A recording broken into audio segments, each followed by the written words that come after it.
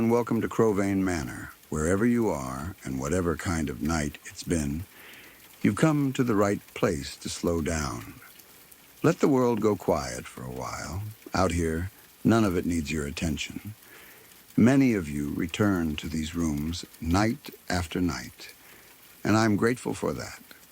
There's a reason you keep coming back.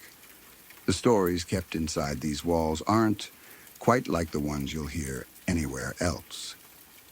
Before we begin, leave a comment and tell me where in the world you're listening from tonight. I always enjoy reading them. And if these stories stay with you, a like and a subscribe help more than you know.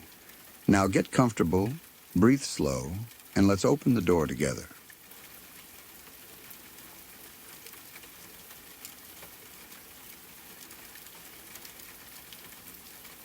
When I was 18, I worked late shifts and often came home around midnight. The night this happened, I remember the trip home clearly. The delivery driver who had closed the shop with me gave me a ride. We talked normally during the drive, and nothing unusual happened on the way. I was tired, but not so exhausted that I was confused or barely conscious. I had worked many late nights before. Coming home at that hour was part of my routine. The driver dropped me off outside, and I watched the vehicle leave before going into the house. My bedroom was in the basement. To reach it, I had to enter the house, walk downstairs, and turn into a hallway that was about 20 feet long. My bedroom was on the left side, roughly halfway down. I had taken that route countless times. I knew the exact number of steps to the bottom. I knew where the hallway began, where my bedroom door was, and which parts of the floor made noise.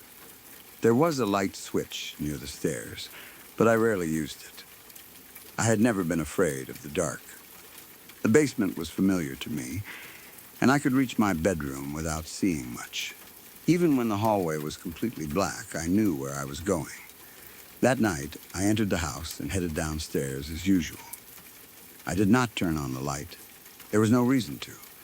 The house was quiet, and everyone else was probably already asleep. I did not want to make unnecessary noise or wake anyone. I reached the bottom of the stairs. Then I turned toward the hallway. I stopped immediately. Something was standing at the far end. There was no light in the basement. It was not dim. It was completely dark. Yet I could see the figure. That is one of the hardest parts to explain. It was darker than everything around it. The hallway itself was black, but this shape seemed to contain an even deeper darkness. It stood out against the surrounding shadows as clearly as a person might stand against a wall during the day. It was about the size of a human being, but it was not shaped correctly. There were no clear shoulders, arms, legs, or head. Its form shifted or blended into itself, making it difficult to understand where one part ended and another began. The closest word I have is amorphous. It had mass and height, but no definite outline. It looked almost like a human-sized section of darkness had separated itself from the rest of the hallway and was standing upright. I froze. I did not call out. I did not step backward. My body stopped responding before I had time to decide what to do. I had never felt fear like that before. It was not the sudden shock of seeing an unexpected person in the house. If I had believed it was an intruder, I might have shouted or run back upstairs. This was different. The terror arrived with the sight of it, but it also seemed to come from the figure itself. I could feel something from it. Hatred. Not anger. Not irritation. Pure hatred. It felt directed specifically at me. The figure had no face that I could see, but I knew it was aware of me. I knew it was looking at me. And I knew that whatever it was, it hated me more intensely than any living person ever had. The feeling was almost physical. It reminded me of heat from a piece of metal that had been left in a fire. I could not touch it, but I could feel it burning toward me. It filled the hallway. There was no voice in my head and no spoken threat. I simply understood. This thing did not want me there. More than that, it seemed to want to harm me. I remained at the bottom of the stairs, staring at it. The distance between us was probably less than 20 feet, but it felt much greater. The figure did not walk toward me. It did not make any sound. Nothing else in the basement moved. For what felt like an eternity, we remained in the same positions. I have tried to calculate how long I stood there. It may have been only a few seconds. Fear can stretch time until every moment seems impossibly long. But in my memory, I watched it long enough to study the shape, realize it had no clear features, and understand the emotion coming from it. I wanted to turn and run. I could not. My legs felt locked. My hands would not move. Even breathing required effort. I do not know whether I was physically paralyzed or simply overwhelmed by fear. I had experienced sleep paralysis before, and this did not feel like that. During sleep paralysis, I was aware that I was in bed. I knew my body was asleep while my mind was awake. The fear was intense, but it had a different quality. This happened while I was standing. I had just walked down the stairs. I was still wearing the clothes I had worn to work. I remembered the ride home. There had been no period of falling asleep. I was awake. At least I believed I was. The figure remained at the end of the hallway. Then it began reaching toward me. I still do not have the right words to explain what that looked like. It did not step forward. Its body did not cross the floor in a normal way. It remained where it was, yet something from it extended toward me. The darkness seemed to stretch. It was as though the distance between us stopped mattering. One moment, it stood at the end of the hall. The next, it was reaching me. There was movement, but at the same time, there was none. I know that sounds impossible. That is exactly how it felt. It did not rush down the hallway like a person. It did not fly. It seemed to remain fixed in place, while its presence closed the entire distance instantly. The hatred grew stronger. For a fraction of a second, I thought it had touched me. Then, everything changed. The next thing I knew, I woke up in my bed. I was lying in my bedroom. I do not remember walking there. I do not remember opening the door. I do not remember changing clothes, getting under the blankets, or falling asleep. One moment, I was standing at the bottom of the stairs with that thing reaching for me. The next, I opened my eyes in bed. There was no clear transition. That is the detail I have used for years to argue with myself. If I woke up in bed, then it must have been a dream. That is the simplest explanation. Perhaps I came home, went downstairs, entered my room, and fell asleep immediately. Then I dreamed that I was still in the hallway. The dream felt real because it used the exact layout of the basement. When the figure reached me, I woke. That kind of nightmare is possible. The brain can create false awakenings and realistic copies of familiar places. I have had dreams where I believed I was walking through my real house. Maybe that is all this was. But I do not remember getting into bed. I remember everything before the hallway. I remember finishing work. I remember the delivery driver taking me home. I remember entering the house. I remember the stairs beneath my feet. Then the figure appears. After that, there is nothing until I woke. It feels less like a dream began and more like part of the night was removed. I checked myself after waking. I was frightened and confused, but I do not remember finding any injuries. There were no marks showing that something had grabbed me. Nothing in the bedroom was obviously disturbed. The house was still quiet. There was no reason to believe anyone else had been awake. I did not go back into the hallway to investigate. I stayed in the room. Even if I had wanted to check, I could not make myself open the door. I kept thinking that the figure might still be outside. Perhaps it had placed me in the bed. Maybe it was waiting on the other side of the door for me to step back into the darkness. I turned on the lights and left them on. That was the first night I became truly afraid of the dark. Before that experience, darkness itself had never bothered me. I understood that a dark room was the same room with the lights turned off. Furniture did not change. Hallways did not become dangerous simply because I could not see them. After that night, darkness meant something else. It became the place where that figure was visible. I was not afraid because I could not see what was there. I was afraid because I had seen something that could only be seen in complete darkness. That distinction has stayed with me for 15 years. I am now much older, but I still feel uncomfortable in unlit hallways. Basements are especially difficult. If I reach the bottom of a staircase and cannot see what is at the far end, my body reacts before my mind does. My heart beats faster. My muscles tighten. I expect the darker shape to separate itself from the surrounding blackness. Sometimes I turn on lights even when I know the space is empty. I do not care whether it seems childish. I would rather feel foolish than see that thing again. Every now and then, I try to convince myself it was a dream. There are good reasons to believe that.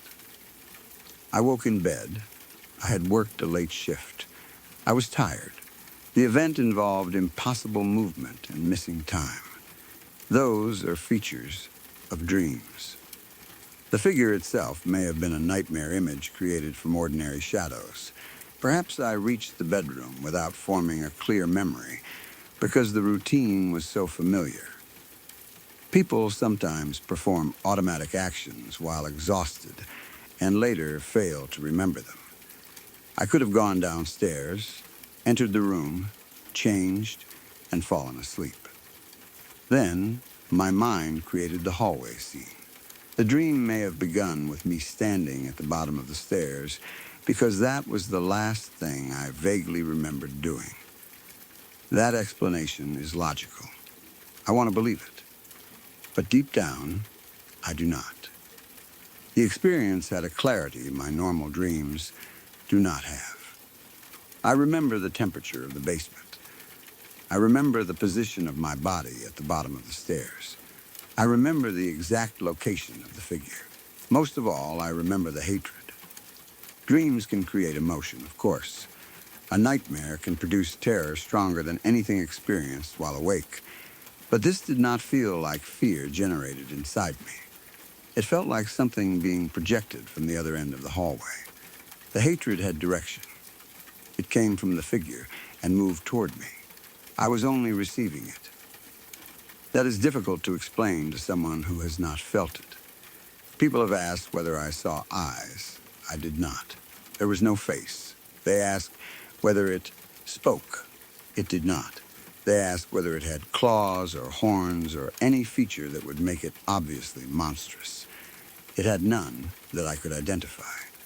The figure was terrifying because it lacked those details. My mind could not place it into any category. It was not a person. It was not an animal. It was not a familiar shadow. It was a presence shaped badly enough to suggest a human form without actually having one. I have wondered whether the figure was caused by poor vision. In complete darkness, the eyes search for patterns. The brain creates shapes from small variations in light. A darker area at the end of the hall could have looked like a person. Maybe there was a coat, piece of furniture, or open doorway that I had never noticed from that angle. Once I became frightened, the shape seemed to stretch toward me. Then I fainted or experienced a gap in memory. But I knew that hallway. There was nothing at the end that matched what I saw. And darkness should not have allowed me to see any object clearly enough to distinguish it from the surroundings. This figure was visible precisely because it was darker than the black hallway around it. I have also considered a medical explanation. Maybe I experienced a sudden hallucination caused by exhaustion, stress, low blood sugar, or something neurological. I could have lost consciousness and later awakened in bed after someone found me and moved me. But no one ever said they found me. There was no discussion the next morning about me collapsing in the basement. No one seemed aware that anything had happened. If I fainted, I would have expected to wake on the floor rather than safely in bed, unless I regained consciousness and walked to the room without remembering. That is possible. There are explanations involving sleep, memory, and the brain that do not require anything supernatural.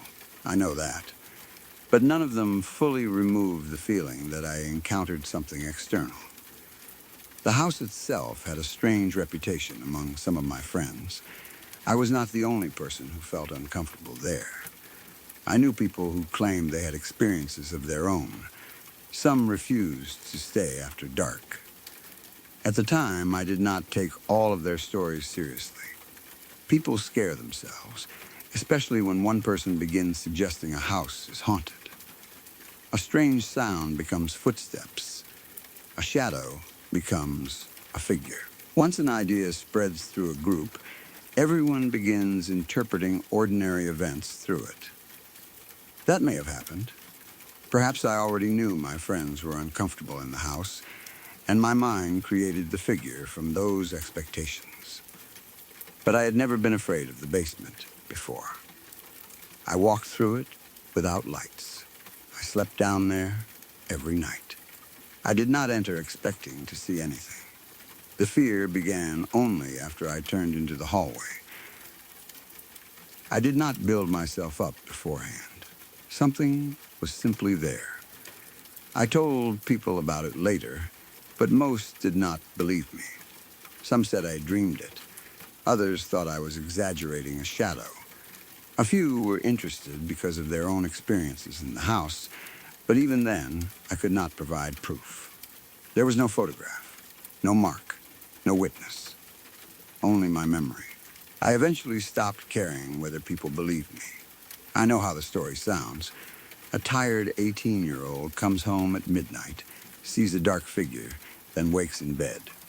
Dream is the obvious answer. If someone told me the same story, I would probably suggest that explanation too. But being reasonable about it does not change what I felt. 15 years have passed. I have never seen the figure again. I have never experienced another moment exactly like it. I have had sleep paralysis a few times, both before and after, and each episode felt completely different. I knew I was in bed. I felt pressure or sensed a presence. Then I gradually regained movement. This was not that. I was standing in a hallway. I had full memory of arriving there. The figure remained at a distance until it reached toward me. Then I woke somewhere else. Sometimes I wonder what happened during the missing part. Did I actually walk into my bedroom? Did I collapse? Did the figure touch me? Was the entire encounter only a dream layered over a normal return home? I will never know. There is also the possibility that I never entered the basement at all. Perhaps I fell asleep somewhere else in the house, dreamed the entire walk downstairs, and later moved to my bed. But I have no memory of that either. Every explanation creates another gap. The fear has never faded completely. It has changed with age. At 18, I was afraid the figure would appear again immediately. I checked dark corners and rushed through the basement. Now the fear is quieter. It appears whenever I stand at the entrance to an unlit hallway. For a second, I see the same shape in my memory. Human-sized, not human-shaped. Blacker than darkness. Waiting, I turn on the light before the memory has a chance to become anything more. I do not want another experience. Some people who believe they have encountered something paranormal become curious. They visit haunted places, use recording equipment, or try to communicate. I have no interest in that. Whatever stood at the end of the hallway did not feel like a lost relative or harmless spirit. There was no sadness in it. No confusion, no attempt to communicate. There was only hatred. If it was real, I do not want to know its name. I do not want to understand what it was doing there. I do not want to see it more clearly. The lack of detail may be the only mercy in the memory. I saw enough to know it was not human. I felt enough to know it was not friendly. That is all I ever want to know. The worst part is still the moment it reached toward me. Even now, I cannot describe the movement correctly. It crossed the hallway without crossing it. It touched me from a distance. The space between us seemed to fold or disappear. For a fraction of a second, the figure was both far away and directly in front of me. Then, I was in bed. That moment is where every normal explanation begins to fail inside my memory. A shadow cannot do that. A person cannot do that. A dream can. I know a dream can. That is why I keep returning to that answer. But whenever I finally convince myself, I remember the walk down the stairs. I remember not being afraid. I remember turning the corner without expecting anything. And I remember the immediate certainty that something had been waiting for me in the dark. I have lived 15 years without seeing it again. I hope I go the rest of my life without another encounter. People can call it a nightmare. They can say I was exhausted, hallucinating, or already asleep. Maybe they are right. But I know the difference between waking from a bad dream and remembering something that happened. That night does not feel like a dream I had. It feels like a place I went, a hallway I entered, a thing I saw. And sometimes when I am standing near darkness, I do not feel as though I am remembering it. I feel as though it is still standing at the end of that basement hallway, waiting for me to turn the light off again.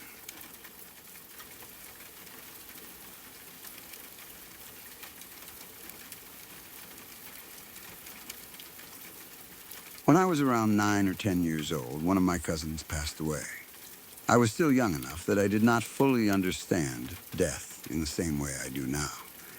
I knew what it meant when adults said someone was gone, but part of me still expected that person to appear again at a family gathering or walk through a door as though nothing had happened. My cousin and I had not been especially close. We saw each other during family events, and I knew him well enough to recognize his voice, face, and smile, but I had not spent as much time speaking with him as I could have. After he died, that began to bother me. I thought about the conversations we never had and the things I would never get the chance to ask him. Even though I was only a child, I understood enough to feel regret. My family went to my auntie's house to pay our respects.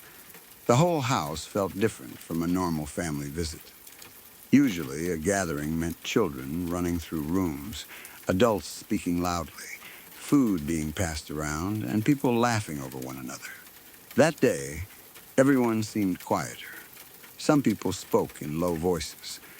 Others sat without saying much at all. There was a heaviness in the rooms that I did not know how to respond to. I remember feeling uncomfortable, not because anyone had done anything wrong, but because grief made the familiar house seem unfamiliar. There were photographs of my cousin around the home. Some may have always been there, while others had probably been brought out after his death. His face appeared in frames, reminding everyone why we had gathered. At one point, I needed to use the bathroom upstairs. My sisters had gone before me. I waited until they returned, then headed up the staircase by myself. The upper floor was quieter than downstairs. Most of the family remained below, so the sound of conversation became softer with every step. I could hear the floorboards beneath my feet and the faint voices coming from the lower level, but otherwise the hallway was still. As I reached the top of the stairs, I looked toward one of the rooms. It was dark inside. The lights had not been turned on, and only a small amount of daylight reached the room from the hallway or windows. I could make out the shape of furniture and something hanging or standing inside. There was a painting or large picture of my cousin in that room. I stopped for a moment and looked at it. Seeing his face there made the fact of his death feel more real. I remember thinking, I wish I had spoken to him more. It was a simple thought, but it carried a lot of guilt for someone my age. I wished I had known him better. I wished I could remember more conversations with him. I wondered whether he had known that I cared about him. Then I continued toward the bathroom. Nothing strange had happened yet. The room was dark, but it did not frighten me. The picture was only a picture, and the sadness I felt seemed normal, considering why we were there. I used the bathroom. When I finished, I opened the door and stepped back into the hallway. As I passed the dark room again, I looked inside. My cousin was standing there. He was beside the picture of himself. At first, my mind did not understand what I was seeing. I recognized him immediately, but that recognition came before the memory that he had died. For one brief second, seeing him felt normal. Then the truth caught up with me. He could not be standing there. We were in the house because he was gone, yet the person beside the picture looked exactly like him. He was not a vague shadow. He was not simply a shape that reminded me of him. I could see enough of his face and body to know who I was looking at. He stood quietly in the dark room, facing me. I froze in the hallway. I did not know whether to feel happy, frightened, or confused. Part of me wanted to walk toward him. Another part wanted to run downstairs immediately. I called his name. My voice may have been quiet at first because I was uncertain whether he was real. He looked at me. Then he smiled. It was not an angry or threatening smile. It looked like the smile I remembered from when he was alive. That should have made me feel better. Instead, it frightened me. The fact that he reacted meant I could no longer pretend I had mistaken a picture or a shadow for a person. I had spoken. He had responded. He did not say anything, but the smile seemed directed specifically at me. I stood there for only a few seconds. It may have been longer, but fear changed my sense of time. I did not wait to see whether he would move. I turned and ran downstairs. I moved so quickly that I nearly lost my balance on the staircase. The quiet upstairs hallway disappeared behind me, and the voices from the family gathering grew louder as I reached the bottom. I went straight to my sisters. They had used the same bathroom before me. I told them I had seen our cousin upstairs. I said he was standing beside his own picture in the dark room. I explained that I called his name and that he smiled at me. I expected them to laugh. Maybe they would say I had frightened myself because of the painting. Perhaps they would accuse me of making up a ghost story because we were already thinking about death. Instead, they told me the same thing had happened to them. Both of them had seen him. They had gone upstairs before me, used the bathroom, and noticed him standing near the picture. Their confirmation frightened me more than the sight itself. Until then, there was still a chance that I had imagined everything. I was grieving. I had looked at the picture and wished I had spoken to him more.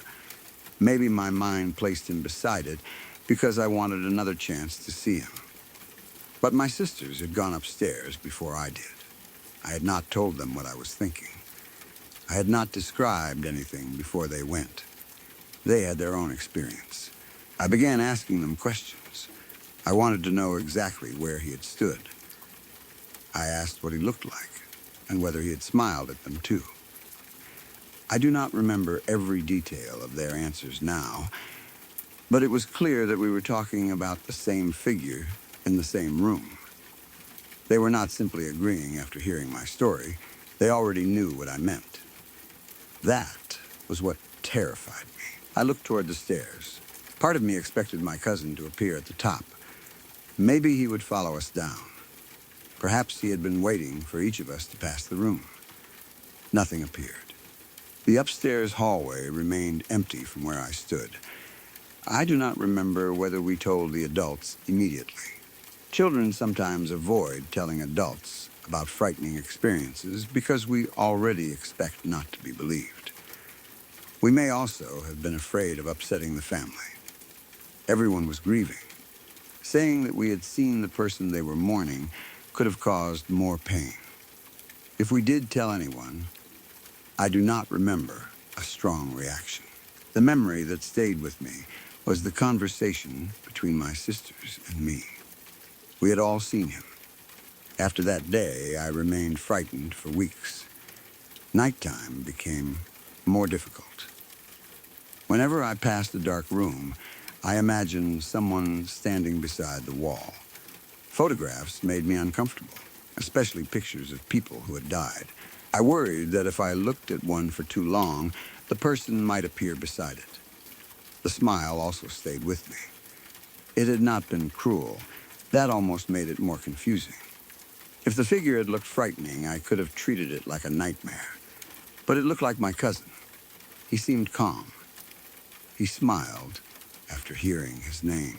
Sometimes I wondered whether he had appeared because of the thought I had before entering the bathroom.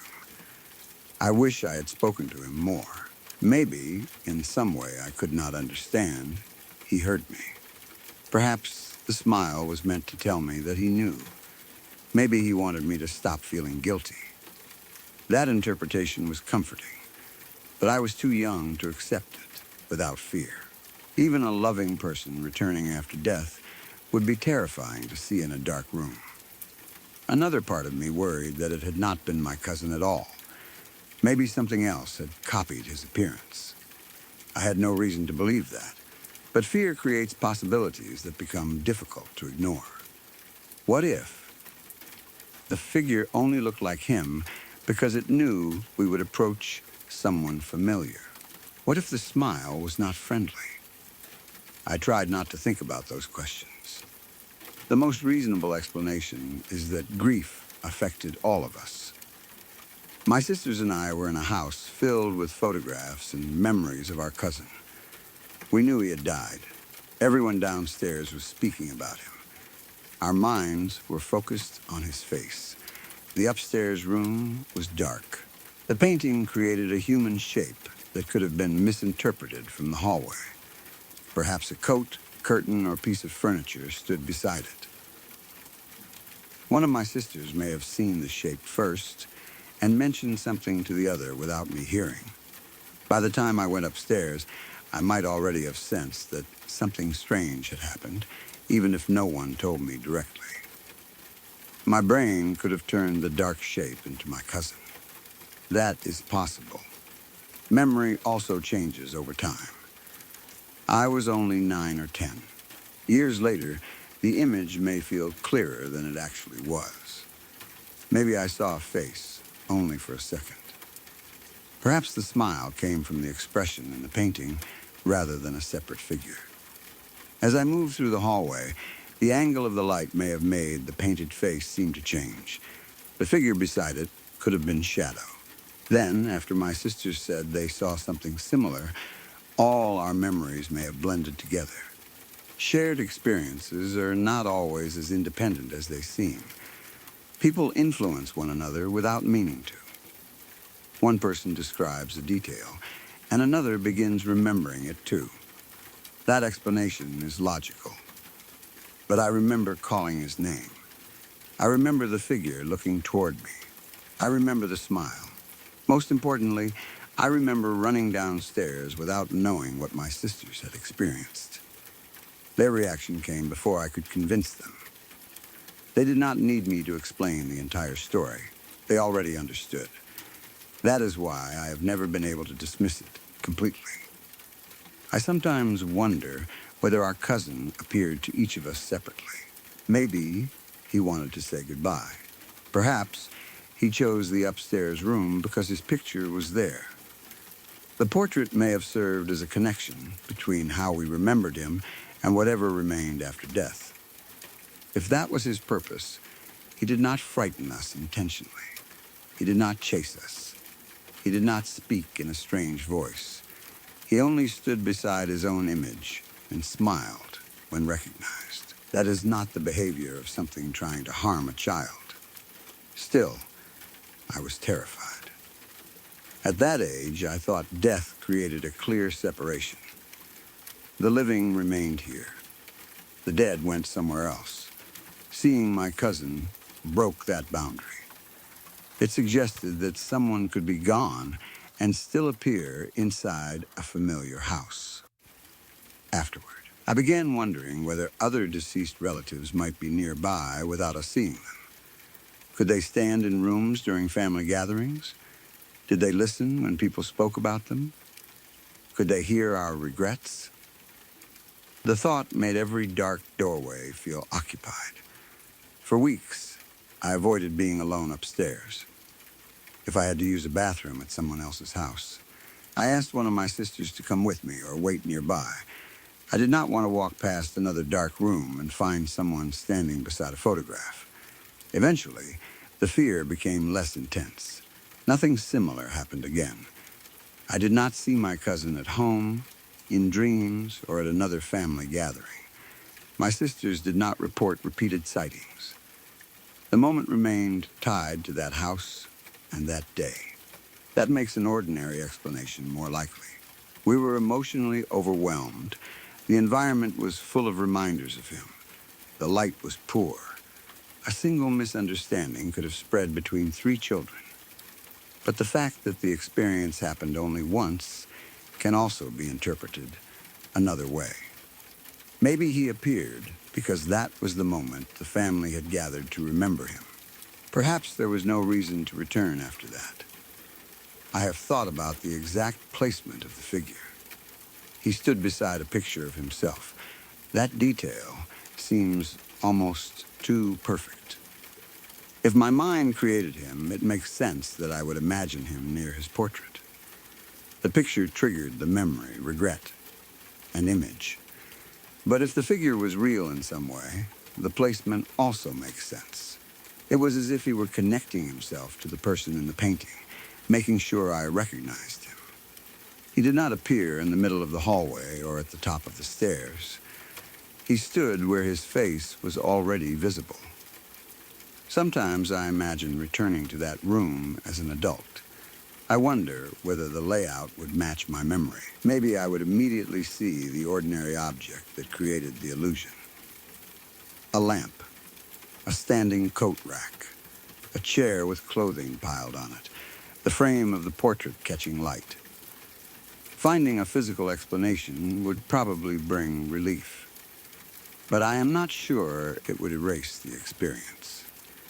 The child I was saw my cousin. My sister saw him too. Whatever object may have been there, all 3 of us recognized the same person. The emotional truth of the memory would remain. I also wonder why my sisters did not tell me before I went upstairs. Maybe they thought they had imagined it. Perhaps they were afraid I would tease them. They may have wanted to see whether I noticed anything without being influenced. If so, my reaction must have confirmed their fear. I came running down and described what they had already seen. From their perspective, that was probably just as frightening as their confirmation was to me. None of us had to convince the others. We knew. That shared certainty is what stayed with me.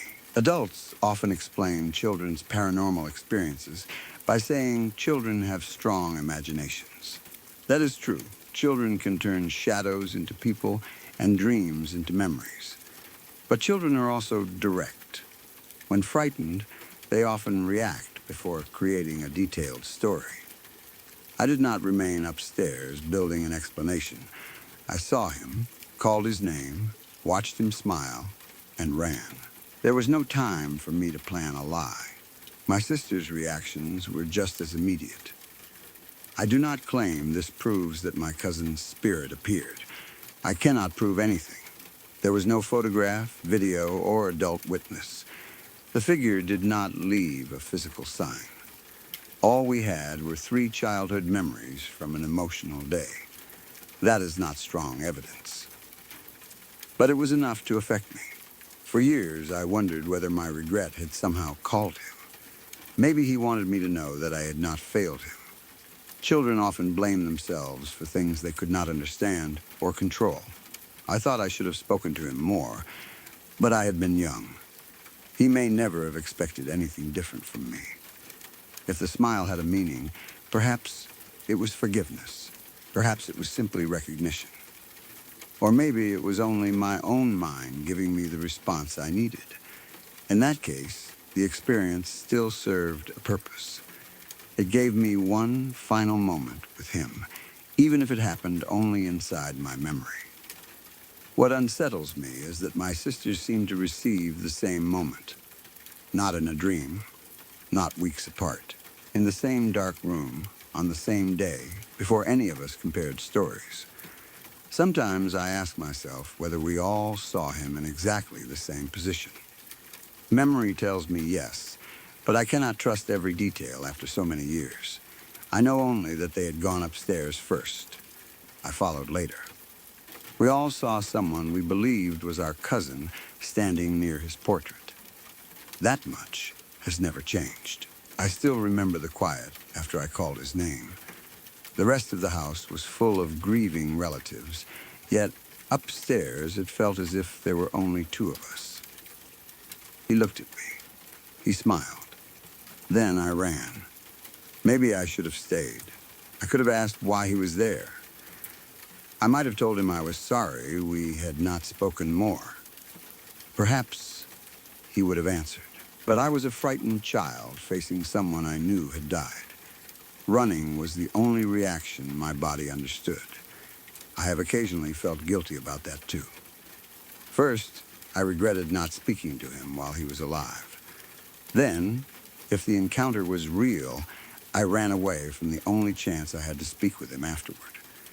But I no longer blame myself. No child could be expected to calmly hold a conversation in that situation. The smile may have been enough. It may have been the entire message. Nothing else needed to be said.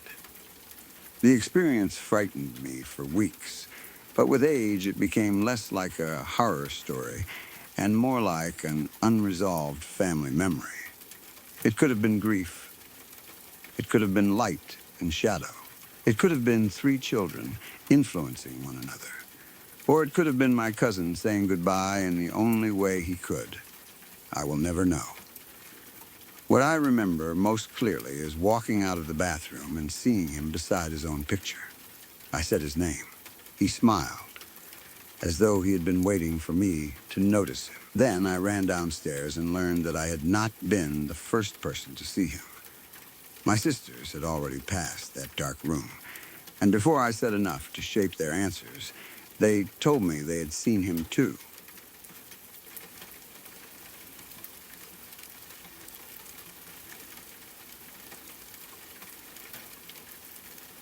When I was in high school, I had an experience in my house that I still cannot explain. It happened late at night, sometime around 1 or 2 in the morning. I was lying on my stomach across my bed while talking on the phone with my girlfriend. We had probably been talking for a long time, the way teenagers often do when neither person wants to be the first to hang up. My bedroom door was open. From where I was lying, I had a clear view into the hallway. It was a long, narrow hall that ran from my bedroom toward the other rooms in the house. My younger sister's bedroom was partway down, and my mother's room was at the very end. During the day, there was nothing unusual about it. At night, the hallway became almost completely dark. The only light came from the small television in my bedroom. Its glow reached through the open doorway and spread weakly across the walls and floor, but it was not bright enough to illuminate everything clearly. The farther down the hall I looked, the darker it became. I could see the outlines of the doorways and some of the floor, but most details disappeared into shadow. I was used to that view. I had spent many nights lying in the same position, talking on the phone or watching television while the rest of the house slept. My mother also had a normal routine around that time. She would often wake during the night and take our dog into the backyard so he could do his business. Sometimes, if she noticed that I was still awake, she would step out of her bedroom and stand in the hallway. She did not always call my name. She would simply appear near her doorway and wait for me to notice her. That was usually her way of asking whether I could take the dog downstairs for her. I knew what it meant. So when I saw someone step out from my mother's room that night, I did not feel frightened at first. The figure was wearing white. My mother owned several nightgowns, and some of them were light-colored. In the dim glow from my television, the shape looked like her standing at the far end of the hallway. She remained near her bedroom door. I assumed she wanted me to take the dog outside. I was still holding the phone, with my girlfriend listening on the other end. I called down the hall. "Yo, you want me to take out the dog?" The figure did not answer. I waited. My mother may have been tired or not heard me clearly. I asked again, "You want me to take the dog out?" There was still no response. The figure did not move. It simply stood there facing me. That was when I began paying closer attention. The hallway was too dark for me to see the face clearly, but I could see the eyes. They were open extremely wide. My mother had always known that wide-open eyes made me uncomfortable. Since I was a child, she had sometimes opened her eyes as far as she could just to frighten me or make me laugh. She knew I hated it. The expression always looked unnatural on her face. At first, I assumed she was trying to mess with me.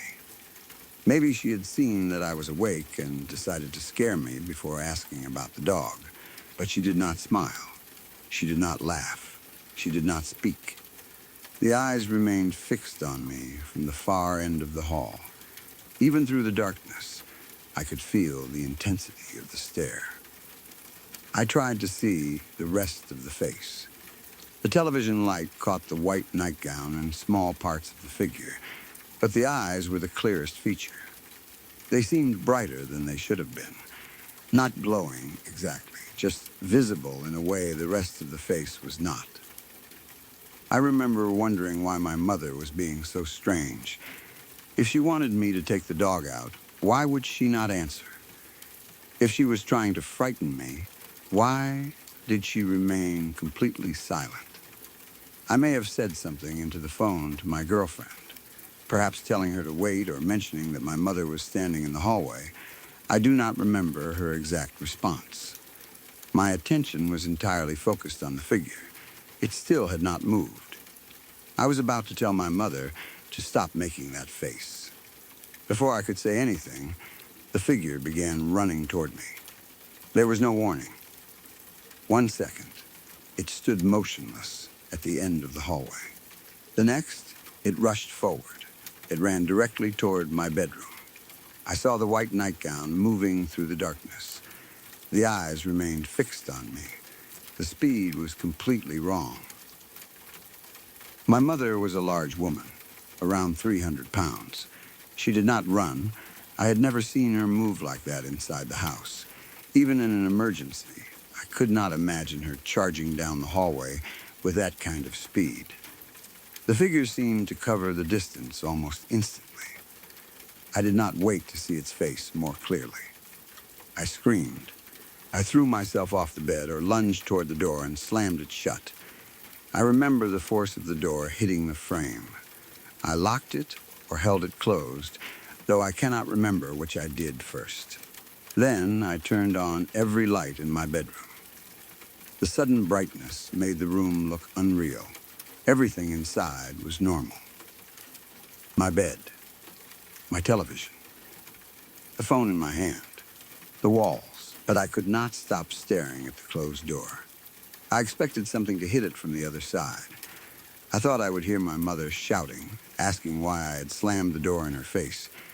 Nothing happened. There were no footsteps outside. No knocking.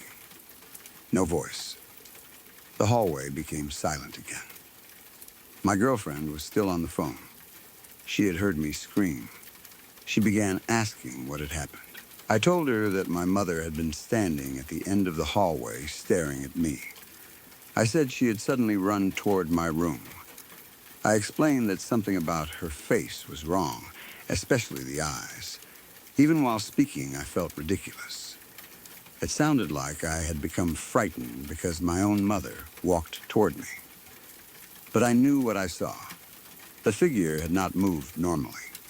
It had rushed at me, and the silence before it ran had been worse than anything.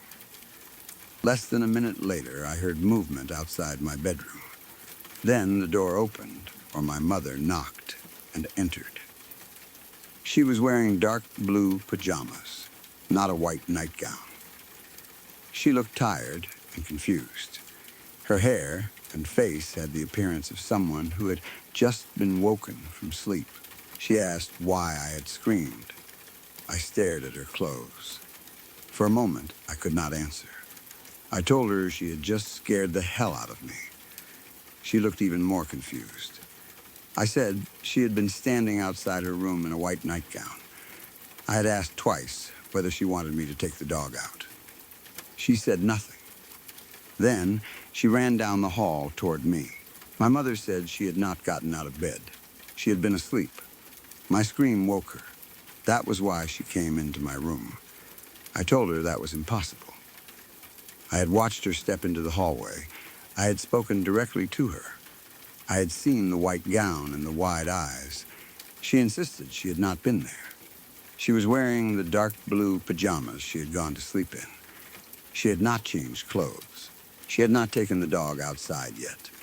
She had not been standing in the hall. My mother did not believe me. From her perspective, I had probably fallen asleep while talking on the phone, had a nightmare, and woken up screaming. Maybe I saw a shadow and convinced myself it was her. Perhaps the television light created a shape near her doorway. The late hour, exhaustion, and darkness could have caused my mind to fill in the rest. That was reasonable. But I had not been asleep. I was having a conversation with my girlfriend. I remembered speaking before the figure appeared. I remembered asking it questions. My girlfriend had heard at least part of what happened.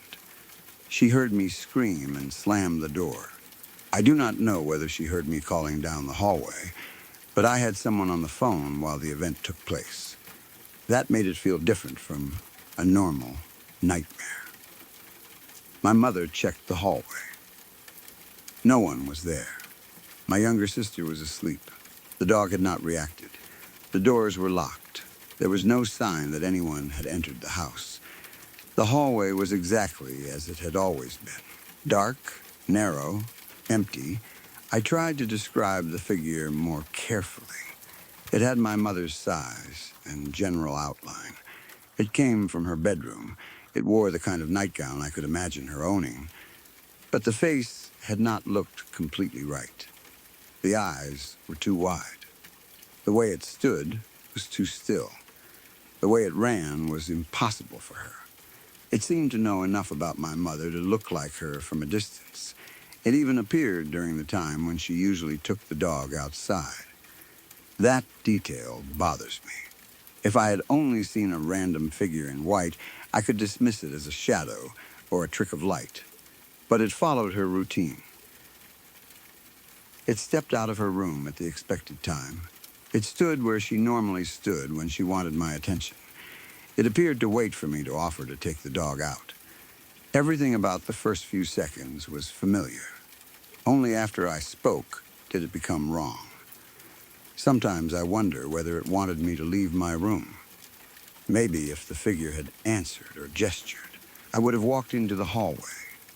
I might have gone downstairs to find the dog. I would have passed directly beside it. Instead, it remained silent. Its silence made me cautious. When I did not approach, it ran toward me. That is how the memory feels now, though I cannot know whether there was any intention behind it. There are ordinary explanations. The most obvious is that I had a waking dream. I may have been more tired than I realized. People can briefly fall asleep without noticing, especially late at night while lying in bed. I could have entered a dream in which my bedroom and hallway looked exactly as they did in reality. The conversation with my girlfriend may have continued in the background while my brain created the figure. When it ran toward me, I woke fully, screamed, and slammed the door. That could explain why my mother was never in the hallway. It could also explain the exaggerated eyes and impossible movement.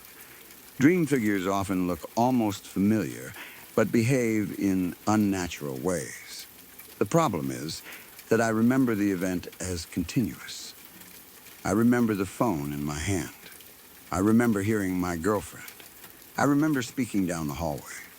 There was no clear moment when I fell asleep or woke, but dreams can hide those transitions. A person may believe they have remained awake the entire time. Another possibility is a hypnagogic hallucination. These occur when someone is falling asleep. The person may still be aware of the real room, but see or hear things that are not physically present. The hallucination can appear fully integrated into the surroundings. I might have seen a dark shape at the end of the hallway and interpreted it as my mother. My fear could have made the shape seem to move toward me. The wide eyes may have come from the television light reflecting off something. That explanation is believable. The hallway was poorly lit. My eyes were adjusted to the bright television screen, which could have affected how I saw the darkness beyond my room. A patch of light or a hanging object near my mother's doorway might have looked like a white nightgown. When I stared at it, my brain found a face. Humans are extremely good at seeing faces in unclear shapes. Once I expected it to be my mother, the image may have become more detailed. But I did not only see a stationary shape. I saw it run. The movement was so sudden that I reacted before thinking. I screamed and closed the door because something crossed the hallway toward me. Maybe a shift in the television image caused shadows to move quickly. Perhaps a car passed outside and its headlights traveled across the wall. The movement could have created the illusion of someone rushing forward. But the figure moved in a straight line from my mother's doorway toward my room. It had the motion of a person running. I saw the white clothing move with it. There is also the possibility that my mother did get up and forgot. She may have been sleepwalking. She could have stepped into the hallway while half asleep, stared at me without responding, and then moved quickly toward my room. After my scream, she might have returned to bed or changed into dark blue pajamas without forming a memory. But the timing was too short. Less than a minute passed before she came into my room. There would not have been enough time for her to run back, change clothes, get into bed, wake again, and appear genuinely confused. She also did not move like someone sleepwalking. The figure ran with purpose. My mother could not have moved that fast. Maybe it was my younger sister. In the dark, I might have mistaken her for my mother. She could have worn something white and rushed toward me as a prank. But she was much smaller. The figure had my mother's height and shape. My sister was asleep when checked, and she never admitted doing anything. She also would have laughed or reacted after I slammed the door. No one was in the hallway.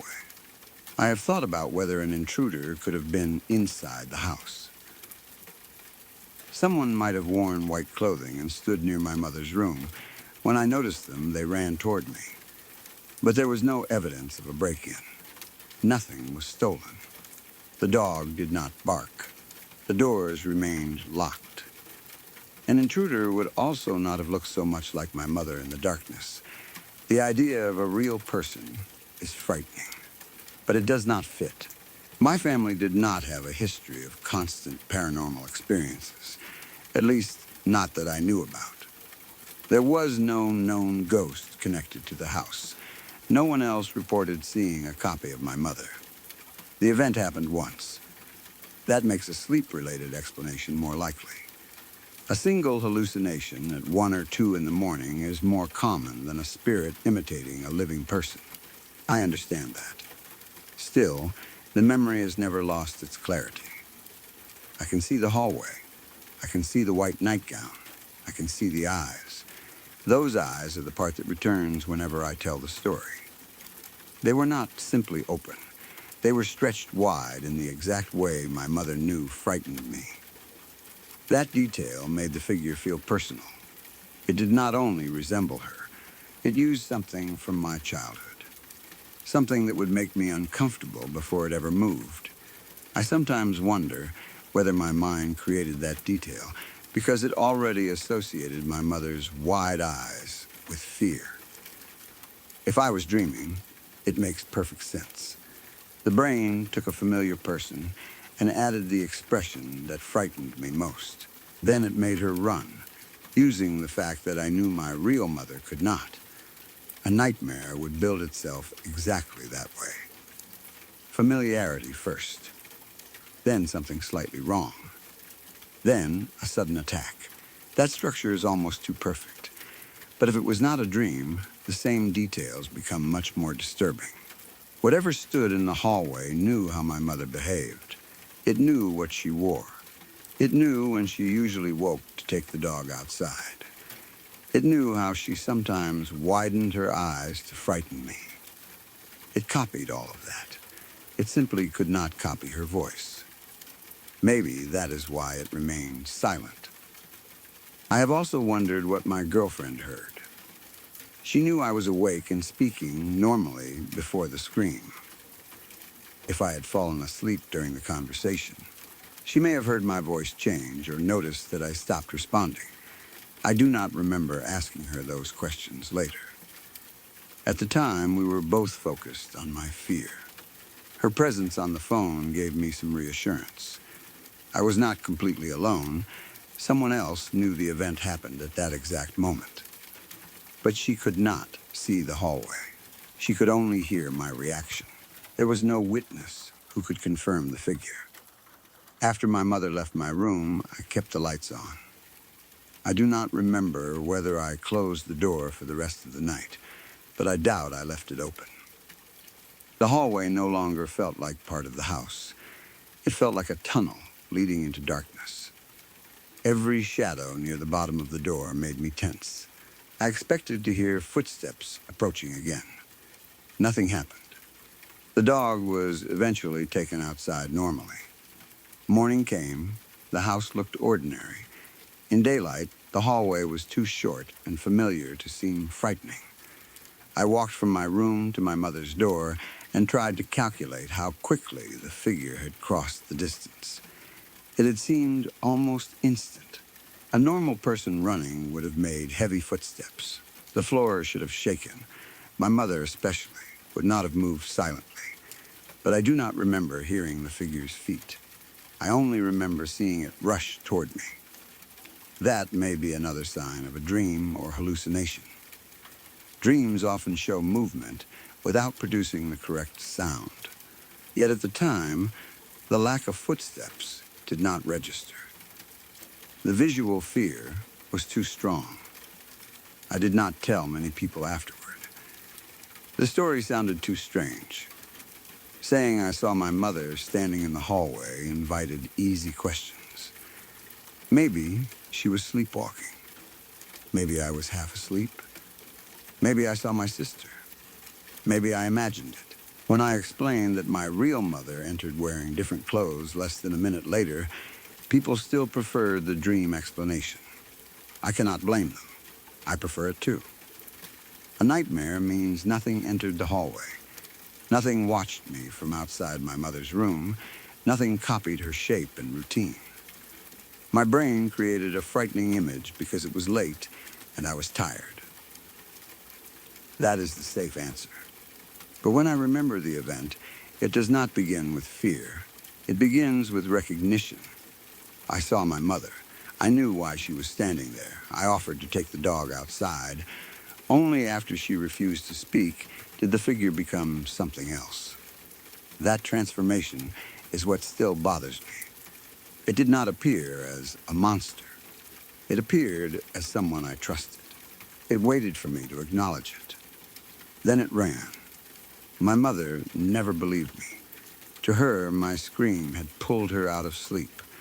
She came into my room in dark blue pajamas and found me terrified, insisting that she had just charged down the hallway in a white nightgown.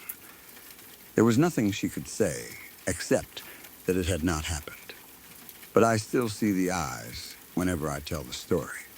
I see them staring from the far end of the hall while the rest of the face remains hidden.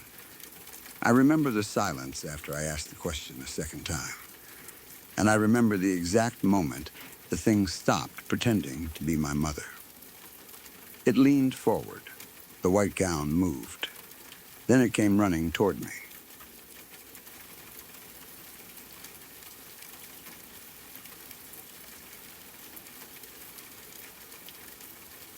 Forgive me for stepping in for just a moment. If you've only recently found your way here, then welcome. I'm glad you came.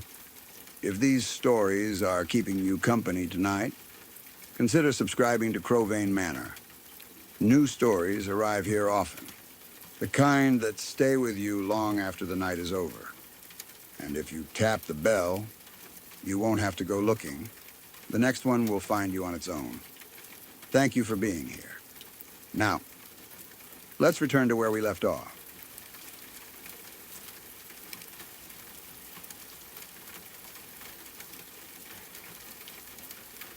My wife and I had a 6-month-old son at the time, and his crib was positioned beside our bed. Having him so close made nighttime easier. If he cried, one of us could reach him quickly without walking into another room. We could hear every change in his breathing, every small movement against the mattress, and every restless sound he made while sleeping. It also meant that I had a clear view of the crib from my side of the bed. Most nights were exhausting, but ordinary. Our son would wake, need feeding or comforting, and eventually fall asleep again. My wife and I were both constantly tired, which was normal for parents with a baby that young. The experience happened sometime around midnight. I do not remember hearing our son cry. There was no loud sound that pulled me awake. One moment I was asleep, and the next my eyes were open. The room was dark, but not so dark that I could not see the crib. A little light entered from somewhere outside the room, perhaps through the curtains or beneath the door. It was enough to reveal the outlines of the furniture and the shape of my wife sleeping beside me. Then, I saw 2 figures standing in front of our son's crib. I knew immediately that they were not ordinary people. They had the general shape of human beings. They stood upright, with heads, shoulders, arms, and legs. But their proportions looked wrong. Their heads seemed too large. Their faces were narrow, and their eyes were much bigger than human eyes should have been. The eyes were the clearest thing about them. They appeared dark and wide, occupying far too much of their faces. They looked like the eyes people usually associate with aliens, though at the time I was not thinking about movies or stories. I was only thinking that 2 unknown beings were standing beside my infant son. Neither figure moved. They were positioned close to the crib, facing it or standing at an angle where they could look inside. I could not tell whether they were watching my son or whether they had already done something to him. Every protective instinct in me activated at once. I tried to sit up. My body did not move. I tried again, putting all my strength into raising my shoulders from the mattress. Nothing happened. I could not lift my arms. I could not turn my head. I could not kick my legs or reach toward my wife. I was completely paralyzed. Only my eyes seemed to work. I could see the figures. I could see the crib. I could see part of my wife beside me. But I could not do anything to protect either of them. The helplessness was worse than the sight itself. If someone had broken into our room, I should have been able to jump out of bed, grab them, or at least make noise. Instead, I was trapped inside my own body, while 2 things stood over my child. I tried to scream. In my mind, I was yelling at the top of my lungs. I was calling for my wife. I was trying to frighten the figures away. I wanted to shout at them to get away from the crib, but no sound came out. My mouth either would not open or my voice would not work. I could feel the effort in my throat and chest, but the room remained silent. The figures did not react. They did not turn toward me. They did not rush away or acknowledge that I was fighting to move. They simply stood there. That made me wonder whether they knew I was awake. Perhaps the paralysis was not accidental. Maybe they had done something to keep me from interfering. That thought increased my panic. I fought harder. I tried moving one finger, then a hand, then my head. Nothing responded. My entire body felt heavy, as though an enormous weight were pressing me into the bed. I could breathe, but even that seemed restricted. Each breath felt shallow. My heart was pounding so violently that I thought my wife must be able to feel the mattress shaking beneath me. She remained asleep. Our son also made no sound. The room was unnaturally still. I do not know how long I watched the figures. It may have been only seconds. It felt much longer. Time behaved strangely while I was paralyzed. Every attempt to move seemed to last forever, while the figures remained perfectly motionless beside the crib. I tried closing my eyes. I could not bring myself to do it. If I looked away, I feared they would reach into the crib. I kept watching even though every part of me wanted the image to disappear. Then, everything changed at once. The figures were gone. I suddenly regained control of my body and sat up screaming. My voice finally came out with enough force to wake my wife. I was breathing hard and looking toward the crib. There was no one standing beside it. Our son was still inside, apparently unharmed. The room looked normal. My wife woke in confusion and asked what was wrong. I told her what I had seen. I said there had been two beings standing in front of the crib. I described their human-like bodies and oversized eyes. I explained that I had been awake, but completely unable to move. I told her I had tried screaming, yet no sound came out until the experience ended. Speaking about it made the event sound like a nightmare. I understood that. I had woken suddenly, seen frightening figures, experienced paralysis, and then fully awakened while screaming. Those are all common features of sleep paralysis, but the experience did not feel like a dream. I felt awake the entire time.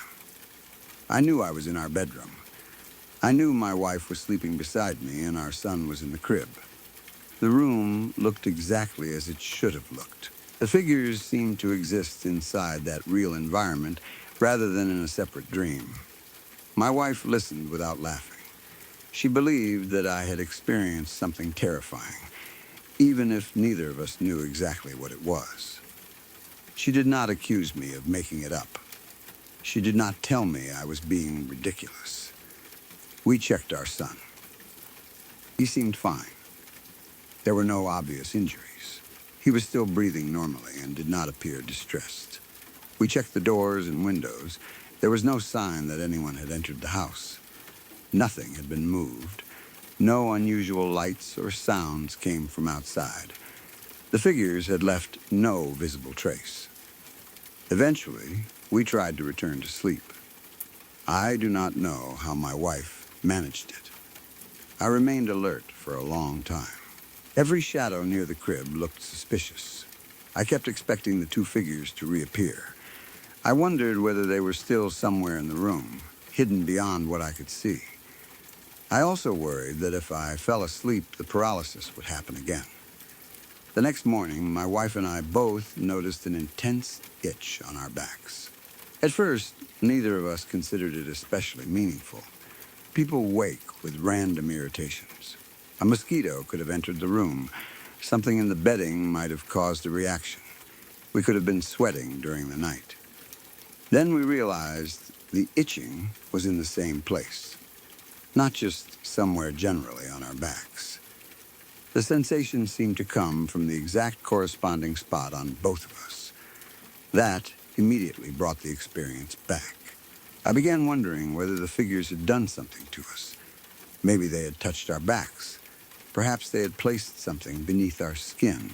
I know how extreme that sounds. There were no beings in the room when I woke fully. I had no physical proof that anything had happened beyond the itching. But after seeing two figures beside our baby's crib, discovering the same unexplained sensation on both of us felt impossible to ignore. We tried looking at the areas. I do not remember seeing anything dramatic like a large wound or clear incision. If there had been an obvious injury, we would have sought help immediately. The strange part was the matching location and timing. Neither of us had complained about that spot before going to sleep. Then, we both woke with it after my experience. I became convinced that the two things were connected. My wife's reaction also mattered to me. She had not seen the figures, but she had the same physical sensation the next morning. That made the event feel less private. If I had experienced sleep paralysis alone and nothing else happened, I might eventually have accepted that explanation.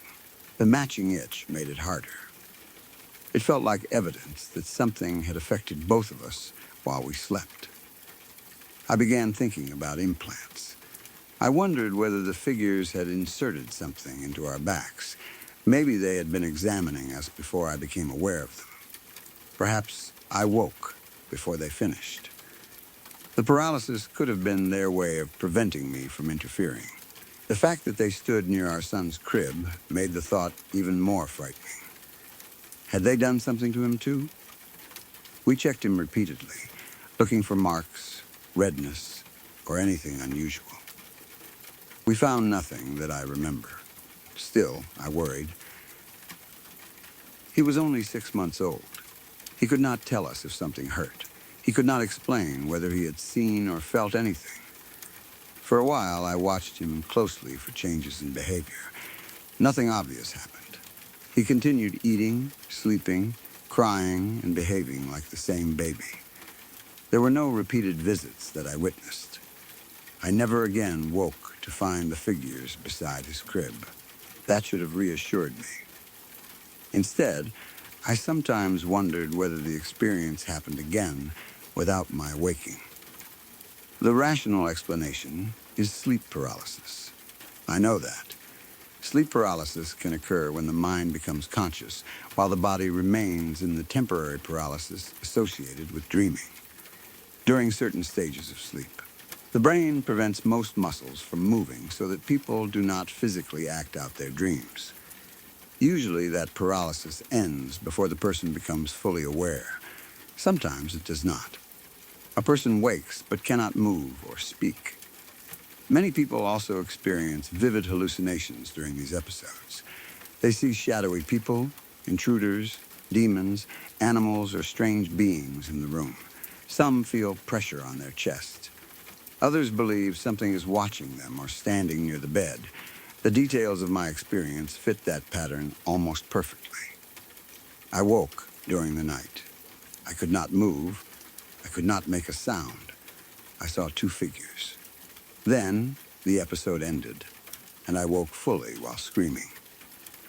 I had never experienced sleep paralysis before, but it can happen to someone only once. Exhaustion and irregular sleep can increase the likelihood, and my wife and I were raising a 6-month-old baby. We were probably more sleep-deprived than I realized. My fear for my son may have influenced the hallucination. My sleeping brain knew the crib was beside us. If it needed to create the most terrifying image possible, placing threatening figures beside the baby would accomplish that. The large-eyed alien appearance may have come from movies, television, pictures, or stories I had seen over the years. Even if I was not consciously thinking about aliens, the image could have existed in my memory. That explanation accounts for almost everything. It does not require two actual beings to enter a locked room. It explains why my wife and son did not wake. It explains why no signs of entry remained. It explains why the figures vanished as soon as I regained movement. The itching could have been coincidence. My wife and I slept in the same bed. We used the same sheets, blankets, detergent, and mattress. If something irritated one of us, it could easily affect the other in a similar place. Perhaps part of the bedding had been washed with a product that caused a reaction. A seam or folded section of fabric might have rubbed against both of our backs. There could have been insects. Heat and sweat could produce itching in matching areas. Because I had already experienced something terrifying, we may have paid more attention to an ordinary sensation than we otherwise would have. That is reasonable. It may be exactly what happened. But I have never been able to fully accept it. The figures looked too clear. They did not appear as vague shadows. I saw two separate life forms. They looked almost human, but their eyes were wrong. Their presence beside the crib felt deliberate. The paralysis also seemed connected to them rather than to sleep. I did not feel as though my body had simply failed to wake. I felt restrained. I was fighting against something. Of course, that is how sleep paralysis often feels. The brain tries to move a body that remains temporarily immobilized, and the inability is interpreted as an outside force. Knowing that does not change the memory. I still remember the desperation. My son was only a few feet away. I wanted to reach him more than I had ever wanted to move in my life. Yet not even one finger responded. I also remember trying to scream. Inside my head, the sound was deafening. I believed I was yelling loudly enough to wake the whole house. When my voice finally worked, I came out of the experience already screaming. That transition felt like breaking through a barrier. One moment, I was trapped in silence. The next, the room filled with my voice. Sometimes I wonder whether the figures disappeared before or after I screamed. The memory happened so quickly at that point that I cannot separate the sequence. Maybe they vanished first, and then my paralysis ended. Maybe I woke fully and the hallucination disappeared at the same moment. Or perhaps I screamed and frightened them away. Each version creates a different explanation. The sleep paralysis version is simple. The supernatural or alien version is not. If the beings were physical, how did they enter? There was no open doorway or window. How could they stand beside the crib without waking my wife or baby? How did they immobilize me without leaving obvious injuries? Where did they go? Why would they place something in both our backs? Why leave me with enough memory to describe them? There are no answers. It is easier to say the entire event occurred inside my mind. But the matching itching remains attached to the memory. Even if it was caused by bedding, insects, or coincidence, the timing was terrible. We did not discover the sensation days later. It was there the next morning. Both of us. The same area. After I had seen two figures inside our room. I have sometimes thought about getting the area examined or scanned, even years later. Part of me imagines that something might still be beneath the skin. But another part understands how fear can grow when someone searches for proof of a frightening belief. Bodies contain harmless bumps, scar tissue, cysts, and natural irregularities. If I looked hard enough, I might find something and convince myself it was an implant, even when it had an ordinary medical explanation. I do not want to turn one terrifying night into a lifetime of searching. Nothing similar has happened since. I have not experienced another episode of paralysis. I have not seen the figures again. There have been no strange lights outside our house, missing periods of time, or repeated, unexplained marks. That supports the idea that it was a single sleep event. Still, being a one-time experience does not make it less frightening. In some ways, it makes it more difficult to understand. If it happened repeatedly, I could recognize a pattern. I might learn what triggered it. A doctor or sleep specialist could identify the condition. Instead, it happened once, left one strange physical detail behind, and never returned. My wife still believes that I genuinely experienced what I described. That does not necessarily mean she believes two aliens physically entered our room. She believes I was awake enough to feel that it was real. She believes I saw the figures and experienced the paralysis. She also remembers the matching itch. Her support helped me because I did not feel mocked or dismissed. At the same time, her belief prevented me from treating the experience as an insignificant nightmare. The memory stayed serious. I sometimes replay the scene from an outside perspective. A dark bedroom, two exhausted parents asleep beside their baby, the crib positioned close to the bed, then two thin, human-like figures standing silently in front of it. One parent awake, but unable to move, the other sleeping through everything. The baby silent. That image still terrifies me. The figures never attacked in any obvious way. They did not rush toward me or show weapons. They only stood there. But their stillness did not feel peaceful. It felt like I had interrupted something. Maybe they were examining the crib. Maybe they had already finished with my wife and me. Perhaps I became conscious at the exact moment they were deciding what to do with our son. Those thoughts are based on fear, not evidence. I know that. But fear fills empty spaces, and that night left many of them. The most likely explanation remains sleep paralysis combined with a shared skin irritation. That is what I would tell someone else if they described the same event. The science fits. The circumstances fit.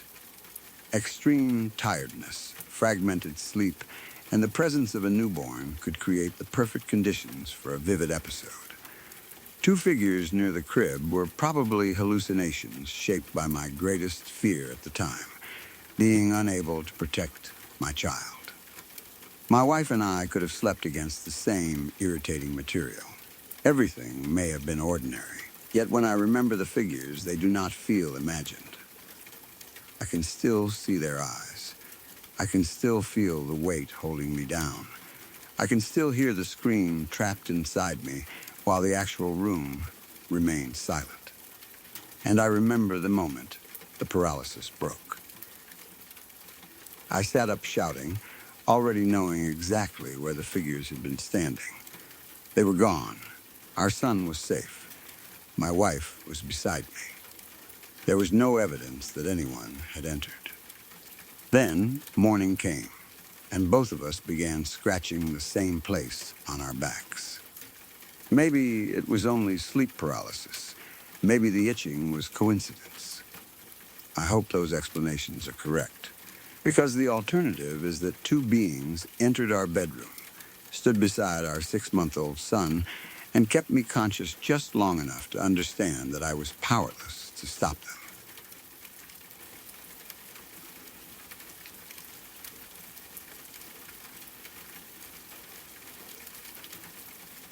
When I was around 13 or 14 years old, my mother, my younger sister, and I were driving home after music lessons. At least I think it was music lessons. That part of the evening has become less clear over time. What I remember much better is that my mother had promised to buy my sister and me a Lego set. I no longer remember why. Maybe it was a reward for doing well in school, behaving during lessons, or completing something we had been putting off. Whatever the reason, my sister and I took the promise very seriously. We wanted those Lego sets badly. On the way home, we began asking our mother to stop at Walmart. She did not want to. It was already dark, and the weather was terrible. Rain struck the windshield so heavily that the wipers struggled to keep up. Thunder rolled above us, and lightning occasionally lit the road with bright white flashes. The Walmart we were asking her to visit did not have the best reputation either. It was not considered the safest place to be late at night. I am fairly certain someone had been shot behind the building only a few months earlier. My mother had several good reasons to drive past it and take us directly home. My sister and I did not care. We begged. We reminded her that she had promised. We insisted we would be quick. We probably repeated the word please so many times that she eventually agreed just to make us stop. She turned into the parking lot. The storm made everything outside look darker than usual. Water covered parts of the pavement, reflecting the bright lights from the store. Cars moved slowly through the rain, while people ran toward the entrance with jackets or bags held over their heads. The thunder was loud enough to be heard even inside the car. We hurried across the parking lot and entered the store. The inside felt unusually bright after the darkness outside. The fluorescent ceiling lights covered every aisle in a flat white glow. The air smelled like wet clothes, floor cleaner, and whatever food was being prepared near the front. There were other customers inside, though I do not remember the store being especially crowded. People were probably trying to finish their shopping before the storm became worse. My mother led us toward the toy section. Once we reached the Lego aisle, my sister and I forgot about the weather. Rows of colorful boxes covered the shelves. There were buildings, vehicles, fantasy sets, and themed collections from films and television shows. We took our time. Even though we had begged our mother to stop, neither of us wanted to make a quick decision. We picked up boxes, compared the number of pieces, checked the recommended ages, and tried to determine which sets gave us the most for whatever amount our mother was willing to spend. My mother stood nearby while we debated. Outside, the storm continued. Thunder shook the building every few minutes. Sometimes the lights seemed to flicker slightly after a loud strike, but they always remained on. None of us were expecting anything unusual. Then there was an especially loud crack of thunder. The power went out. People throughout the store screamed. My mother and sister reacted immediately. They reached out with their hands, trying to feel for the shelves and for each other. My mother moved toward my sister. My sister bent slightly and extended both arms, as though she was afraid of walking into something. Around us, customers called out. Some children began crying. Objects shifted on nearby shelves. The entire store had changed from calm to chaotic in seconds. But I could still see. The aisle became dim, but it was not black. At least, that was how it appeared to me. I assumed emergency lights had switched on. Everything looked slightly darker than before, but I could still make out the Lego boxes, the shelves, my mother, and my sister. Their colors were less bright, and the far end of the aisle was shadowy, but visibility seemed good enough to move normally. I watched my mother reach forward with one hand while using the other to feel along the shelf. She turned toward my sister. My sister moved her arms in front of her face and took a cautious step sideways. They were behaving as if they could not see anything. I thought they were being dramatic. The store was dim, but it was not that dark. I remember wondering why everyone had screamed. Power cuts happened. Emergency lighting existed for exactly that reason. Maybe some of the younger children had been surprised, but my mother and sister looked genuinely frightened. For somewhere around a minute, the power remained off. During that time, I watched them move. I could see my mother's expression. I could see where she placed her hands. I could see my sister turn her head and search around the aisle. I could also see some of the boxes and shelves around us. Nothing looked perfectly bright, but there was enough light for me to understand every movement. Then, the main power returned. The fluorescent lights flashed back on, the store filled with relieved voices. People laughed nervously, children stopped crying, and employees began checking whether everything was all right. The sudden brightness made me blink. My mother and sister lowered their hands. Both still looked shaken. I laughed at them. I asked why they had been acting so dramatically and feeling around like they could not see. I thought I was teasing them over something harmless.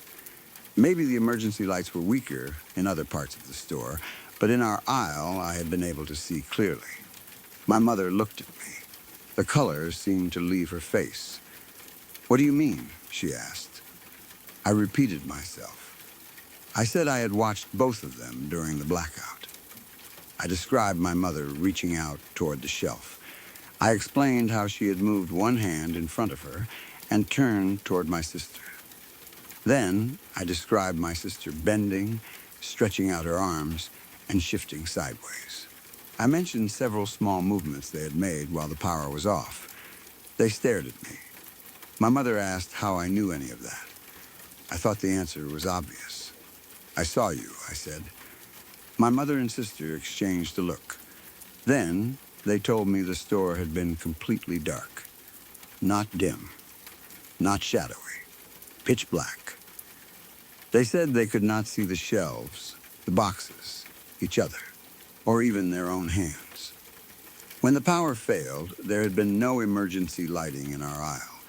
They had been reaching around because they were completely blind. I thought they were joking. I looked toward the ceiling, searching for a small backup light. There may have been emergency fixtures somewhere in the store, but none appeared to explain what I had seen. My mother insisted that nothing had illuminated the aisle. My sister agreed. They said the darkness had been total. I told them that could not be true. I had watched them. I knew exactly where they were standing. I could describe the direction each of them faced and how they moved. They became more disturbed the more detail I provided. At first, my mother may have assumed I was guessing, but my description was too specific.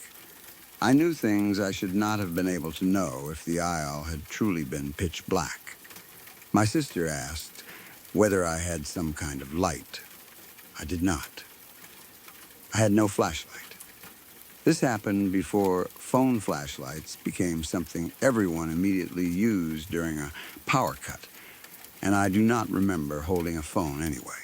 No one near us had switched on a visible light. If someone had, my mother and sister should have seen it too. They had seen nothing.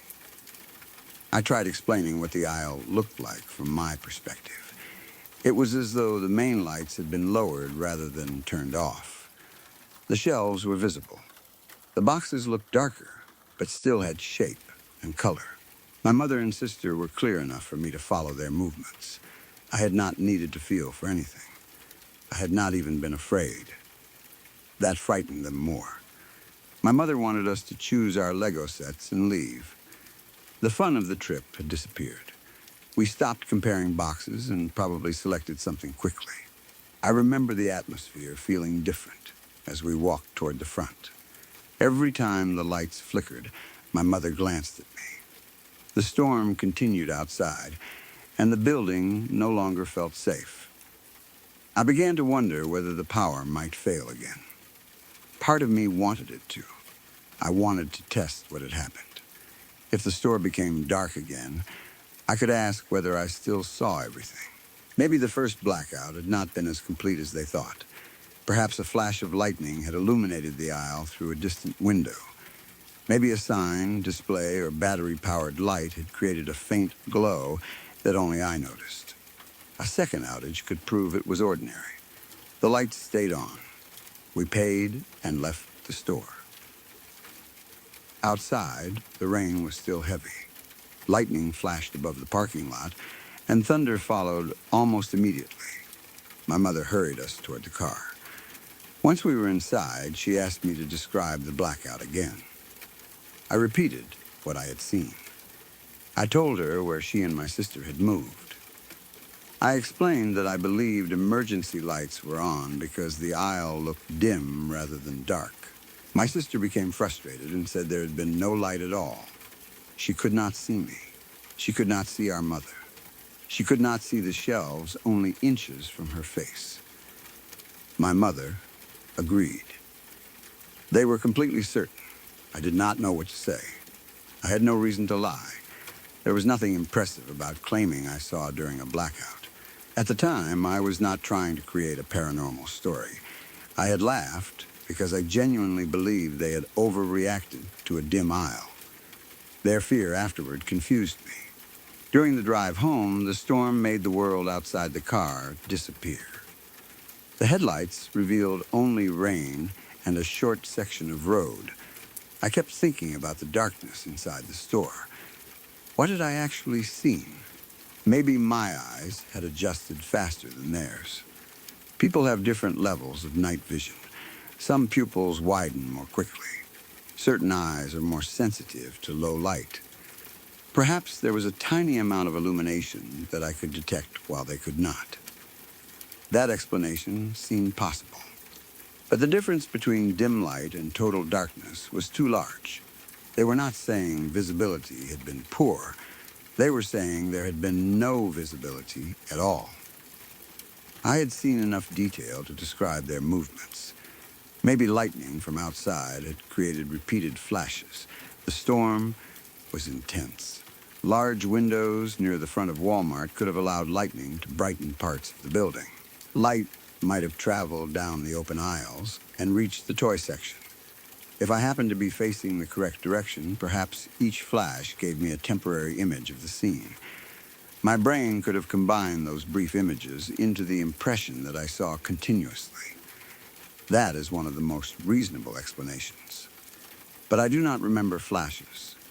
I remember steady dimness. The visibility did not appear and disappear. My mother and sister moved continuously in front of me. I watched their hands travel through the air rather than seeing them in separate moments. There was no strobing effect from lightning. Another possibility is that a small emergency light was on somewhere behind me. Maybe the angle allowed it to illuminate the aisle without being visible to my mother and sister. They could have been facing away from it or had their vision blocked by shelves. But they were standing close to me. If enough light reached their bodies for me to see their every movement, some of that light should have reached their eyes as well. They should at least have seen outlines. They insisted they saw nothing. I have also wondered whether I imagined the entire minute. Perhaps the power outage was much shorter than I remember. The lights could have gone off for only a second or two. When they returned, I may have seen my mother and sister still moving cautiously and assumed I had watched them in the dark. My brain could have filled in the missing actions. Then, during the conversation, I described movements that were logical guesses. People in darkness reach out, search for shelves, and move toward family members. Maybe I was accidentally correct. That explanation would make sense if my details were general. But my mother's reaction suggested I had described more than obvious behavior. I knew where each hand moved. I knew which direction they turned. I knew my sister had shifted her body in a particular way. They believed I had observed them. They simply did not understand how. Could it have been a memory issue on their side? Maybe the aisle was dim, exactly as I remembered, but fear made them experience it as pitch black. A sudden blackout during a violent storm can be disorienting. Their eyes had been adjusted to bright fluorescent lighting. When the power failed, even weak emergency illumination might initially feel like complete darkness. They may have panicked before their vision adjusted. I, for some reason, may have adjusted faster. That is probably the simplest explanation. The emergency lights came on. I saw them. My mother and sister were too frightened or temporarily night blind to notice. But if that were true, why did both of them continue insisting for years that there had been absolutely no light? They did not remember gradually seeing shapes. They said the darkness remained complete until the full power returned.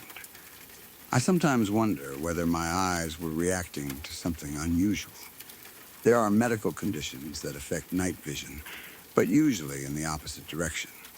People struggle to see in darkness. They do not suddenly gain the ability to see without light. Perhaps some part of the storm created an unusual electrical effect. The fluorescent tubes may have retained a faint glow. Static electricity or emergency power could have lit them at a level visible only to someone whose eyes were sensitive enough. I have no idea whether that is scientifically possible. At 13 or 14, I did not think to inspect the ceiling or ask employees whether the emergency system had activated. I only knew what I saw. Over the years, my mother and sister continued to remember the event differently from me. They never accepted that the aisle had been dim.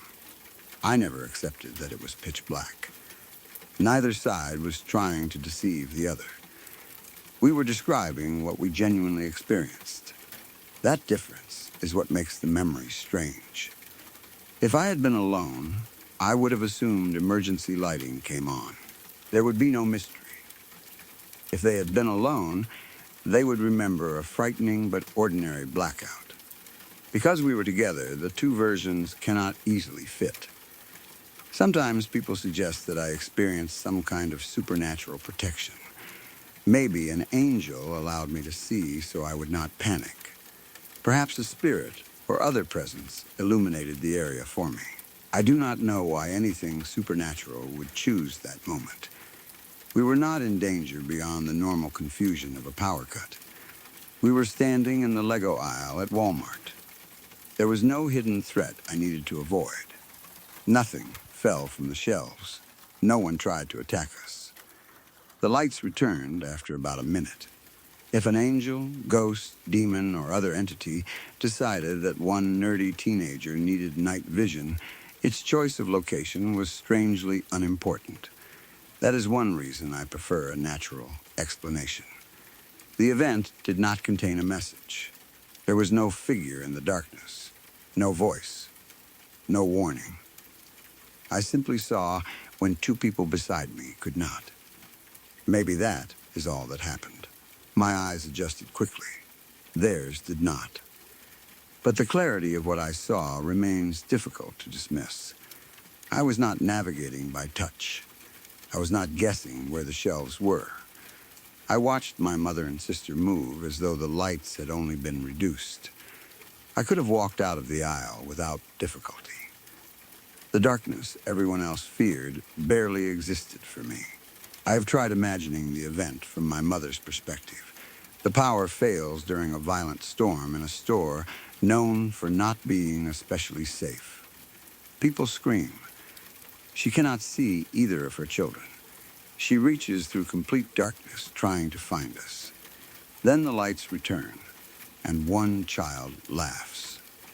That child begins describing exactly what she did when no one should have been able to see.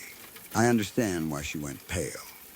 From her point of view, I had somehow watched her through darkness that did not allow vision. My sister's fear also makes sense. She was younger and already frightened by the blackout. Learning that I had seen her while she could not even see her own hands probably felt as though something unfair or impossible had happened. Maybe they wondered whether I had become something else during that minute. I never asked. The event did not change my vision permanently. I could not suddenly see in dark bedrooms or unlit outdoor spaces. I still needed flashlights. I still bumped into objects when the lights were off. Whatever happened was limited to that blackout. That makes it feel less like an ability and more like a specific condition inside the store. Perhaps there really was light. Maybe I stood in the only place where it reached. A reflective display could have amplified a faint emergency lamp. The colorful Lego boxes may have helped me recognize shapes. My mother and sister might have closed their eyes during the first seconds of panic and never given them time to adjust. There are many small factors that could create different experiences. Together, they might explain everything. Still, I remember no struggle to see. I did not wait for my eyes to adjust. The moment the power failed, the aisle remained visible. That detail is what stays with me. There was no transition from bright light to darkness. The ceiling lights went out, people screamed, and the world around me simply became dimmer. I sometimes wonder whether the darkness was not the strange part. Maybe I was. For that single minute, my mother and sister existed in one version of the store, while I experienced another. They stood in complete blackness. I stood beside them in weak but usable light. We occupied the same aisle and witnessed the same blackout, yet the environment was different depending on who described it. That sounds impossible. It was probably only perception, but it felt like more than that. Years later, we still cannot agree on what the store looked like. My mother and sister swear they could not see anything. I can still picture both of them moving between the shelves. I remember my mother's hand traveling slowly through the air. I remember my sister crouching slightly and reaching outward. I remember thinking they looked ridiculous because the aisle was not dark enough to justify their panic. Then the power returned. I laughed, and my mother asked the question that transformed an ordinary blackout into one of the strangest memories of my life. How did you know what we were doing? I told her the truth. I had watched them. She never fully believed me. I never stopped believing what I saw. Maybe there was a hidden emergency light. Maybe lightning illuminated the store. Maybe my eyes adjusted while theirs did not. I hope one of those explanations is correct, because the only alternative I can think of is that. For about a minute in a Walmart during a thunderstorm, the lights went out for everyone except me.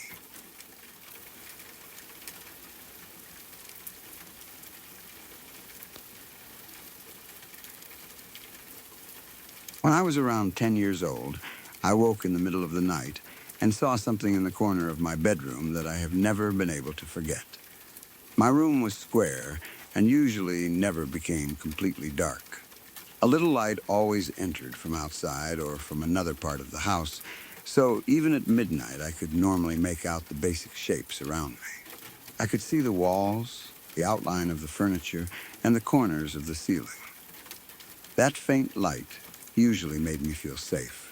If I woke unexpectedly, I could look around and immediately recognize where I was. There was no moment of being trapped in total darkness and wondering what might be standing beside the bed. That night, I woke for no obvious reason. I did not hear a crash or someone calling my name. I was simply asleep, and then I was awake. The room looked normal at first. It was dimly lit, quiet, and still. I do not remember feeling frightened before I looked up. I glanced toward one of the upper corners of the room. Something was there. At first, my mind could not understand what I was seeing. It looked like a face surrounded by thick strands of darkness. The closest comparison I can make is the sun design connected with the band Godsmack, especially the half-moon face in the center. But the thing in my room was darker and more disturbing. The face looked almost like part of a moon. It was not fully round. It had a pale, curved shape, like a half-moon with features formed into it. Around it were thick tendrils made from what looked like pure blackness. They twisted and curled for a short distance around the face. They were not like hair. They did not hang downward naturally. They moved in slow, squirming shapes, bending and wrapping around one another as though the darkness itself were alive. The blackness was deeper than the shadows in the room. Even though the corner was dim, I could see the difference between ordinary darkness and whatever surrounded the face. The tendrils seemed to absorb the little light that reached them. In the center of it all were two red eyes. They were open and fixed directly on me. The face did not blink. It did not turn. Its expression did not change. The tendrils moved, but the eyes remained still. It was watching me. I knew immediately that what I was seeing was wrong. There was no moment when I calmly considered whether it might be a toy, a shadow, or part of the wall. My fear was instant and complete. I screamed for my mother. I did not call her name quietly. I screamed as loudly as I could. The sound came out before I had time to think. I told her there was something in the corner. I kept looking at it because I was too frightened to turn away. I thought that if I stopped watching, it might move closer. The creature did not react to my screaming. The red eyes remained fixed on me. The black tendrils continued curling around the pale face. It stayed in the upper corner as though it had always been there. My mother came into the room. I expected the moment she entered to end everything.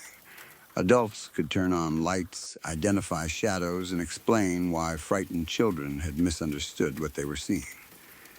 I expected her to look up and tell me there was nothing there. She did not. She entered the room and looked toward the corner I had indicated. Then, she stared. She stood there for what felt like a very long time.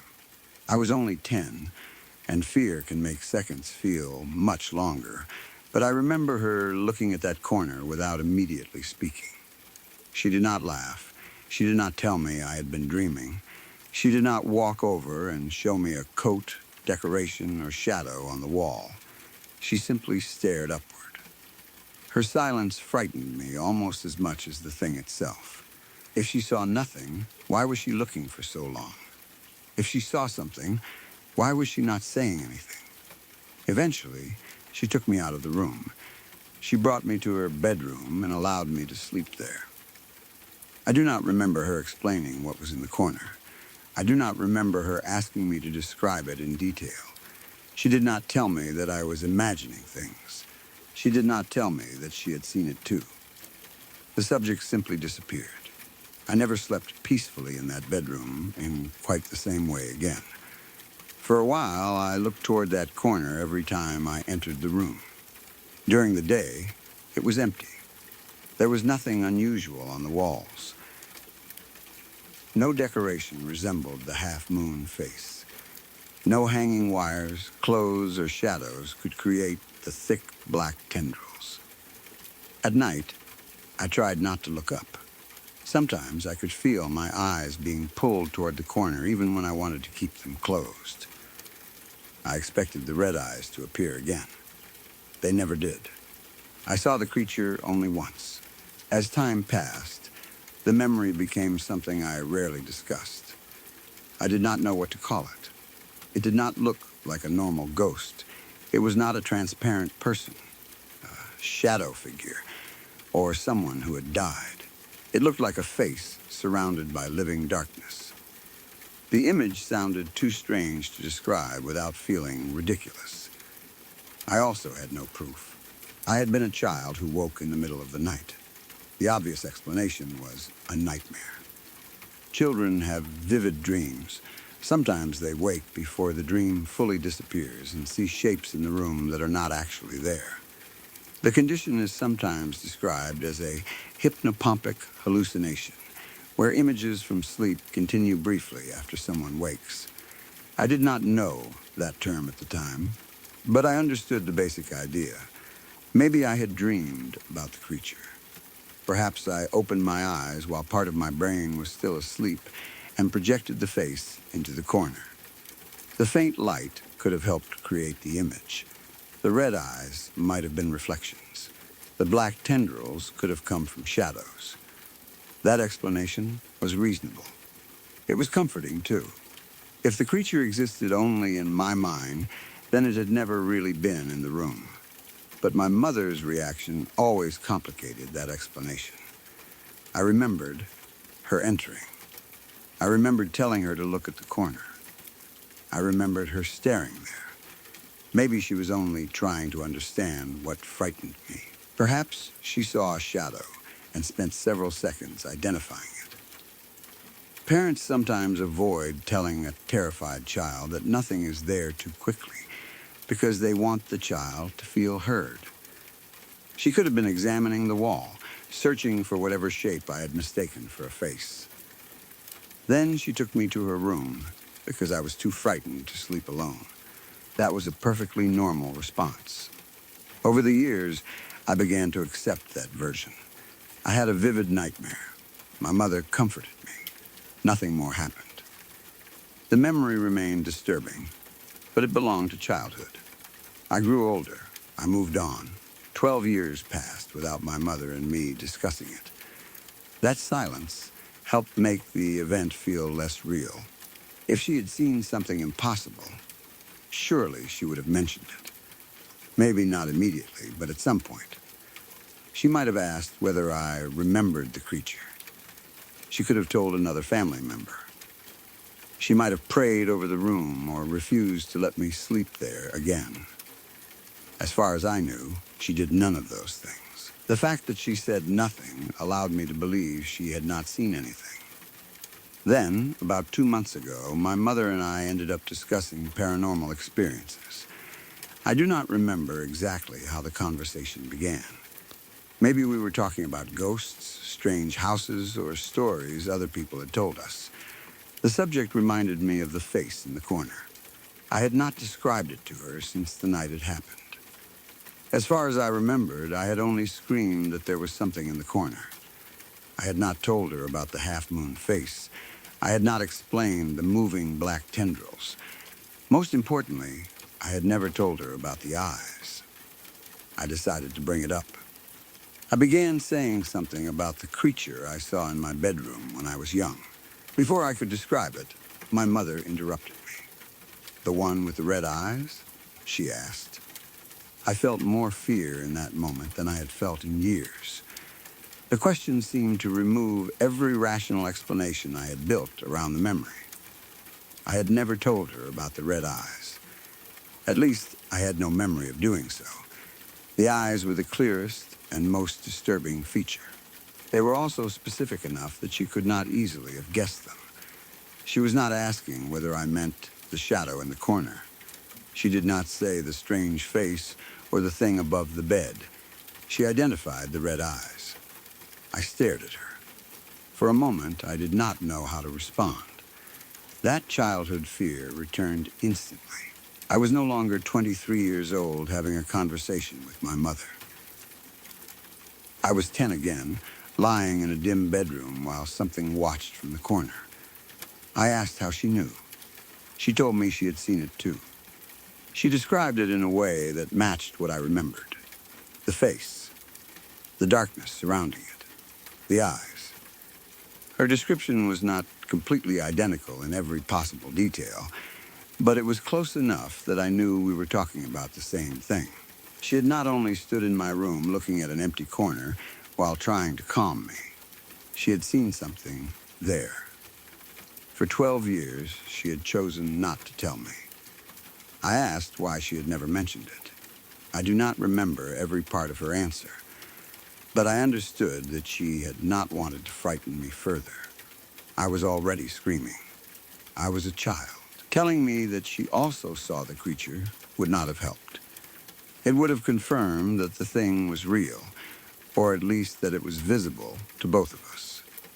Taking me out of the room and saying nothing may have seemed like the safest choice. I understand that decision now. At the time, though, learning the truth made me feel betrayed by the silence. Not because my mother had done anything wrong, but because I had spent years trying to convince myself that I dreamed it. Her confirmation destroyed the explanation that had made the memory manageable. 2 people had looked at the same corner. 2 people had seen the same red eyes. She also told me that other strange things had been happening around that period. There were additional paranormal experiences I had not witnessed.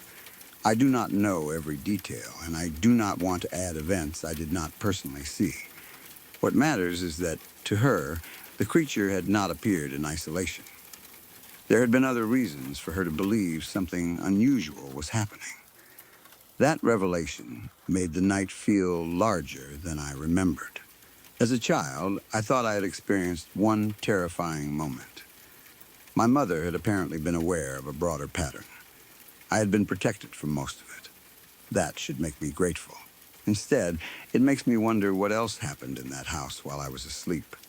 I have tried returning to rational explanations since that conversation. Shared memories can influence one another. Maybe I described the red eyes when I was 10 and later forgot that I had done so. Children in panic sometimes say much more than they remember. I could have screamed, "There's something with red eyes in the corner," even if my adult memory contains only the shorter statement. My mother may have remembered those words for 12 years. When I raised the subject, she repeated the detail I had originally given her. That would explain how she knew. It would also explain why our descriptions matched. She may not have seen the creature clearly. Maybe she saw the same shadows and interpreted them through what I was shouting. If I told her there was a face with red eyes, her mind could have formed that image in the dim corner. Fear and suggestion affect adults too. The room was only semi-lit. There may have been an object, reflection, or pattern on the wall that looked disturbing from the doorway. We could both have misidentified it. Memory also changes over 12 years. After hearing my mother mention red eyes, I may have felt that her entire description matched mine more closely than it actually did. People naturally focus on similarities and forget differences. These possibilities matter. I do not want to claim that our shared experience proves a supernatural creature was physically attached to the corner of my bedroom. There may still be an ordinary explanation, but I cannot recreate one that feels complete. If it was an object, it was never identified. If it was a shadow, it never appeared again. If it came from passing headlights or another moving light source, the face should have shifted or vanished quickly. Instead, it remained still while the black tendrils moved around it. The red eyes did not flicker or slide across the wall. They watched from one fixed position. There was also no decoration in the corner that resembled what we saw. The room was square and ordinary. Nothing hung from the ceiling. There were no posters, plants, or wires creating the shape. In daylight, the corner was empty. I have wondered whether an insect or animal could have created the illusion. A large spider near the ceiling might cast moving shadows from its legs. Reflected light could make its eyes appear red. But the scale was wrong. The face looked much larger. The surrounding darkness was thick and twisting. Even if a small creature created the original shape, both of us would have needed to transform it into the same impossible image. The thing also felt present in a way that is difficult to describe. It was not like finding a frightening pattern in wallpaper. I did not slowly notice that a shadow resembled a face. I looked up and immediately understood that something was looking back. The terror came before analysis. My body reacted as though I had seen a predator. That instinct may have come from the red eyes and the human-like face. The brain is designed to recognize faces quickly, even in random shapes. It also reacts strongly when a face appears where no person could be. A dark corner near the ceiling is not a place where a face should exist. Maybe that alone explains my scream.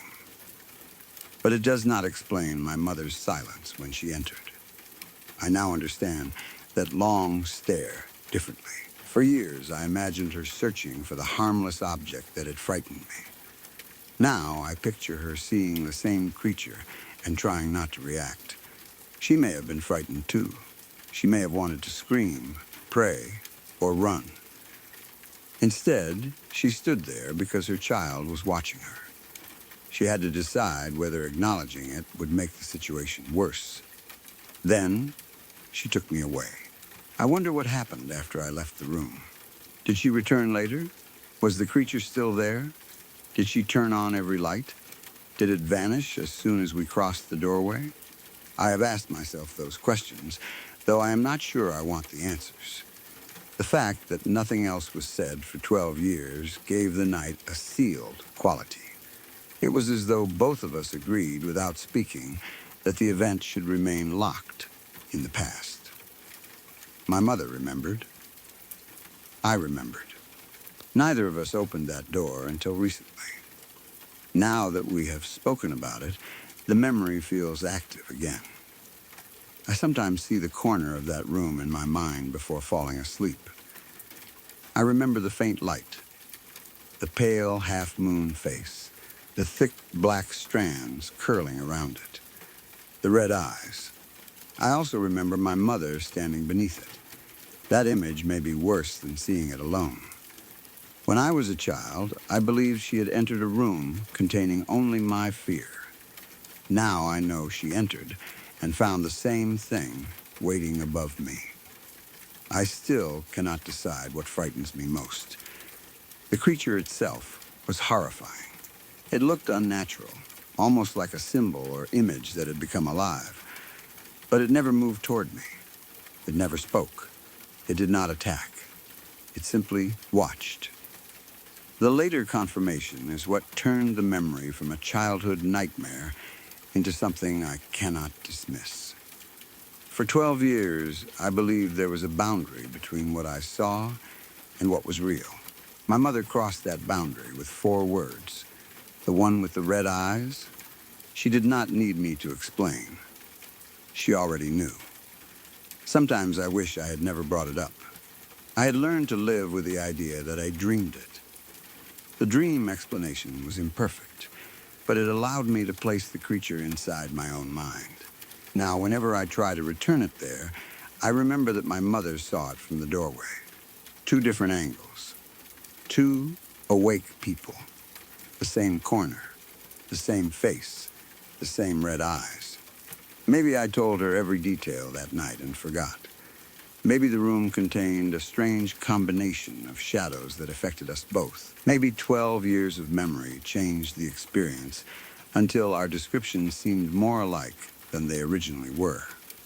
I hold on to those possibilities because the alternative is difficult to accept. The alternative is that something real appeared in my bedroom. It chose the upper corner where I would see it the moment I woke. It remained visible when my mother entered. Then it disappeared and never returned.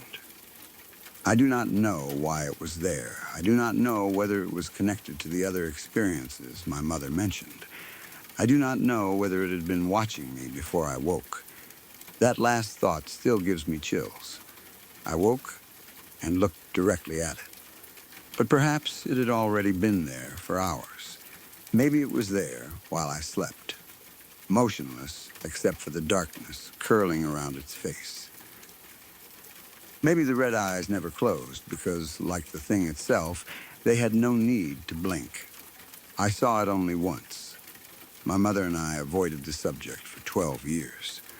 But now I know the most frightening part of that night was not my imagination. It was the moment my mother entered the room, looked into the corner, and decided that whatever she saw was too terrible to describe to a 10-year-old child.